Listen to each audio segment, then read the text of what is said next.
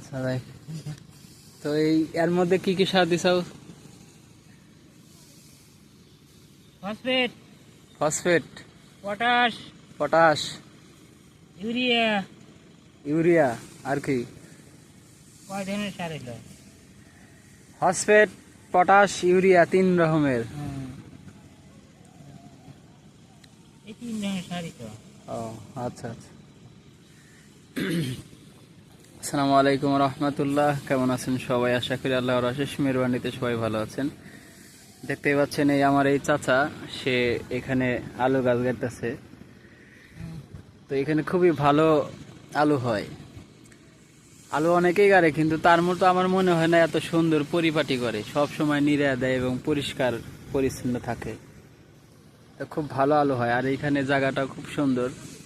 তো তাই শুনে নিলাম উনি কি কি সার দেয়। আমি আর আগে গাড়ছিলাম, আমার তেমন ফল হয় নাই, হয়তো বা আমাদের ত্রুটি ছিল, পরিপূর্ণভাবে করি নাই।